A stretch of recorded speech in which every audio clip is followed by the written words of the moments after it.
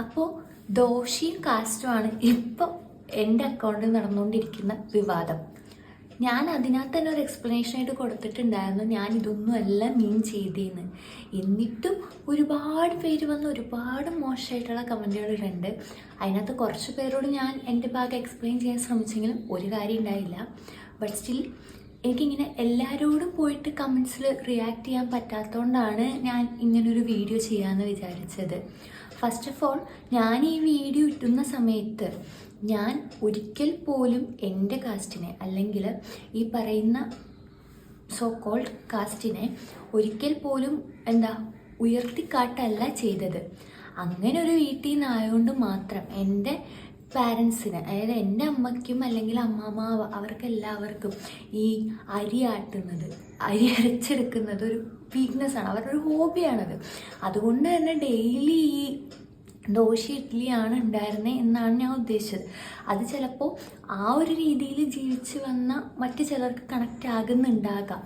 അതല്ലാതെ ഞങ്ങളുടേതൊരു ഉയർന്ന ജാതി ആയതുകൊണ്ട് അവിടെ എല്ലാം സമൃദ്ധമായ ദോശയും ഇഡ്ഡലിയുമാണ് എന്ന് ഞാൻ പറഞ്ഞിട്ടില്ല. നിങ്ങളിങ്ങനെ പറയരുത് പ്ലീസ്. കാരണം ഞാൻ അങ്ങനെയൊന്നും അവിടെ മീൻ ചെയ്തിട്ടില്ല. ബാക്കിയുള്ളവരിത് കഴിക്കുന്നില്ലെന്നൊന്നും ഞാൻ മീൻ ചെയ്തിട്ടില്ല. ഓഫ് കോഴ്സ് എനിക്ക് അവിടെ ആ കാസ്റ്റിൻ്റെ പേര് യൂസ് ചെയ്യണ്ടായിരുന്നു. അതെൻ്റെ മിസ്റ്റേക്കാണ്. ബൈ മിസ്റ്റേക്ക് എൻ്റെ ഫാം അതായതുകൊണ്ട് അവിടെ ഇങ്ങനെയാണ് എന്ന് ഞാൻ ഉദ്ദേശിച്ചു. മീൻ ബൈ അതിൻ്റെ അപ്പുറത്തെ വീഡിയോ വരുന്നത് എന്താണ്, ഞാൻ ഇൻ്റർ കാസ്റ്റ് മാരേജ് ചെയ്തത് കൊണ്ട് എൻ്റെ ഹസ്ബൻഡിൻ്റെ വീട്ടിൽ അതിന് പകരം എനിക്ക് ഡെയിലി സുലഭമായ ഭക്ഷണങ്ങളാണ്. അതായത് പുട്ട്, അപ്പം, ഇടിയപ്പം.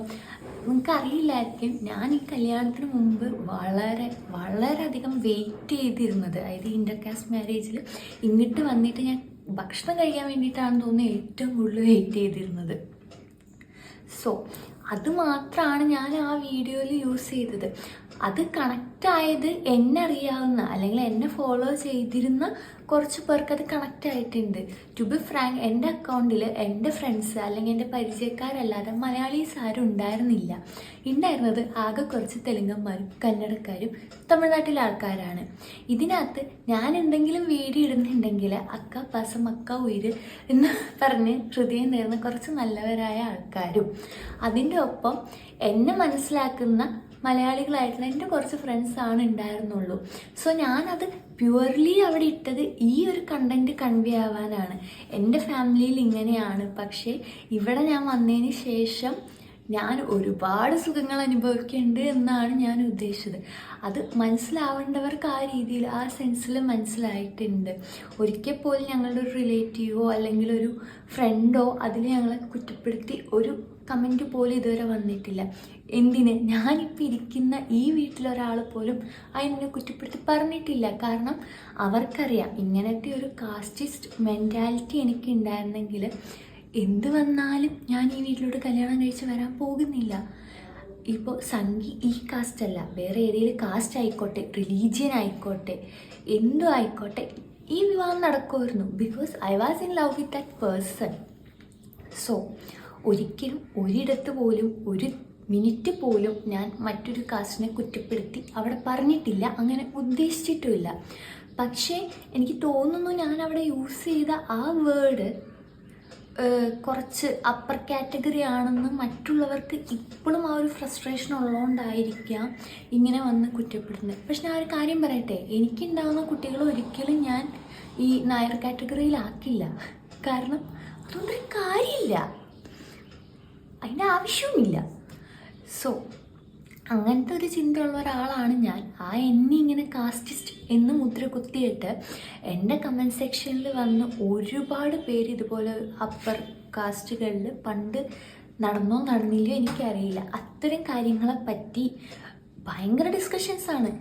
അപ്പോൾ ഞാൻ ചിന്തിക്കുന്നത്, ഞാൻ എൻ്റെ കാസ്റ്റാണ് പറഞ്ഞത്, ഞാൻ ആ ഒരു ഫാമിലിയിൽ നിന്നാണ് എന്ന് മാത്രമാണ് ഞാൻ അവിടെ പറഞ്ഞത്. അത് ഞാൻ ജനിച്ചത് അതിലായതുകൊണ്ട് അല്ലെങ്കിൽ എൻ്റെ സർട്ടിഫിക്കറ്റിൽ അതിലായതുകൊണ്ട് മാത്രമാണ്.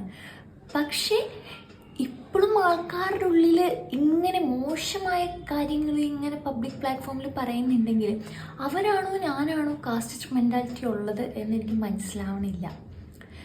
പിന്നെ എല്ലാവരെയും അല്ല കേട്ടോ ഞാൻ പറയുന്നത്, കുറേ പേര് എനിക്കത് ക്ലിയർ ആക്കി തന്നു. എന്തുകൊണ്ടാണ് ഞാൻ ഇങ്ങനെയാണ് ഉദ്ദേശിച്ചത്, എന്നിട്ട് പോലും എന്തുകൊണ്ടാണ് ഇത്രയും പ്രശ്നങ്ങൾ നടക്കുന്നതെന്ന് എനിക്ക് ക്ലിയർ ആയിട്ട് കുറച്ച് കമൻസിൽ നിന്ന് മനസ്സിലായിട്ടുണ്ട്.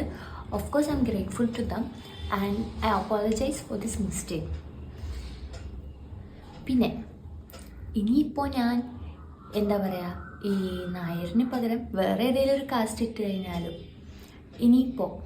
ഇനിയിപ്പോൾ ഞാൻ ഹിന്ദു എന്നിട്ട ബാക്കി റിലീജിയന് പ്രശ്നമായിരിക്കാം, അല്ലെങ്കിൽ കേരള എന്നിട്ട തമിഴ്നാട്ടുകാർക്ക് പ്രശ്നമായിരിക്കാം, സൗത്ത് ഇന്ത്യൻ നിട്ട നോർത്ത് ഇന്ത്യൻകാർക്ക് പ്രശ്നമായിരിക്കാം. സോ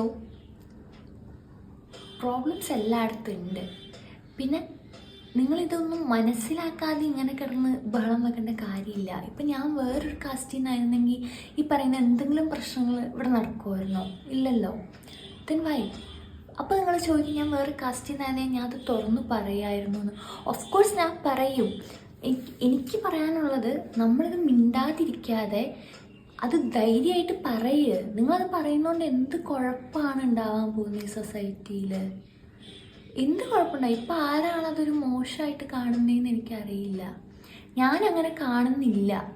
അതുകൊണ്ട് തന്നെയാണ് ഞാൻ അങ്ങനെ ഒന്നിടുന്ന സമയത്ത് ഞാൻ അങ്ങനെ ചിന്തിക്കാനതും. എനിവേ, ഇപ്പം എൻ്റെ അങ്ങനത്തെ ഒരു പോസ്റ്റ് കൊണ്ട് ആർക്കെങ്കിലും എന്തെങ്കിലും ബുദ്ധിമുട്ടുണ്ടായിട്ടുണ്ടെങ്കിൽ I'm really sorry for that. So